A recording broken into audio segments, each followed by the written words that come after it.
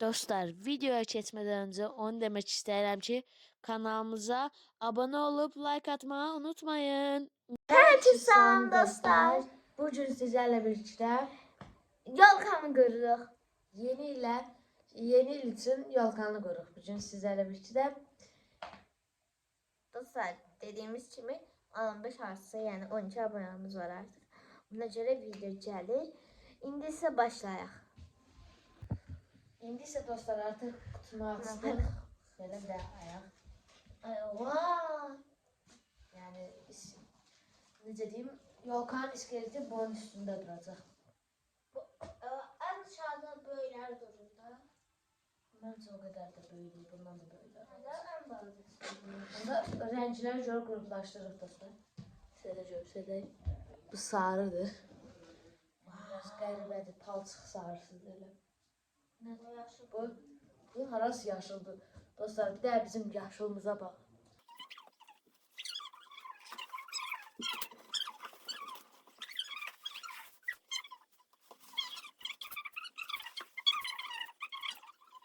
Fıtı fıtı fıtı fıtı.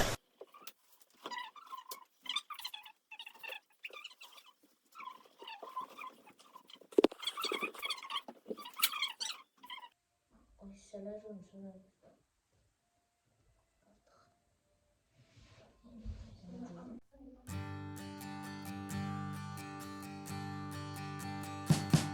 We wish you a Merry Christmas. We wish you a Merry Christmas. We wish you a Merry Christmas and a Happy New Year. The tidings we bring to you and your kid. We wish you a Merry Christmas and a Happy New Year. Now bring us some figgy pudding. Now bring us some figgy pudding. Now bring us some figgy pudding and bring it out here. The tidings we bring to you and your kin. We wish you a Merry Christmas and a Happy New Year. For we all like figgy pudding. For we all like figgy pudding. For we all like figgy pudding. So bring it out here. The tidings we bring to you and your kid. We wish you a Merry Christmas and a Happy New Year. We won't go until we get some. We won't go until we get some. We won't go until we get some. So bring some out here. The tidings we bring to you and your kid. We wish you a Merry Christmas and a Happy New Year. We wish you a Merry Christmas. We wish you a Merry Christmas. We wish you a Merry Christmas and a Happy New Year. The tidings we bring to you and your kid. We wish you a Merry Christmas and a Happy New Year.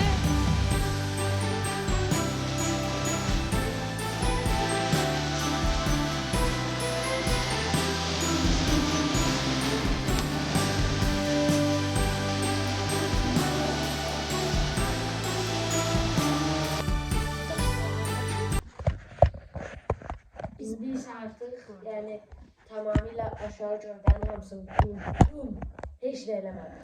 Dostlar, Mən bakın. Sus. Alan doldu. Dostlar, özdeşin. Siz necə? Yəni bir dəfə qurduğum ev iki dənəsi qarışdı bir dəfə. Sarı üçüncü hissədə, qırmızı dördüncü hissə. Mən yerlərini dəyişik qurdum. Çünki ev əhli elə dedi. Sama dedi, yox elə deyib, böyle dedi. Anamla Sama dedi ki, bəs qırmızı əl üstü olmalı. Neyse, qurduq gördük ki, yox mən düz demişəm. Neyse, indi isə keçi əl üstü gövdəyi taxmaq. Bəs bunları açmadıq. Onların hamısını bir yerdə açacaq. Samaya ölüm. Bəs gecə oldu. Hadi yol. Dostlar, bunu yerləşdirdim. Model böyle olmadı. Arka olan. Artık açırıq dostlar.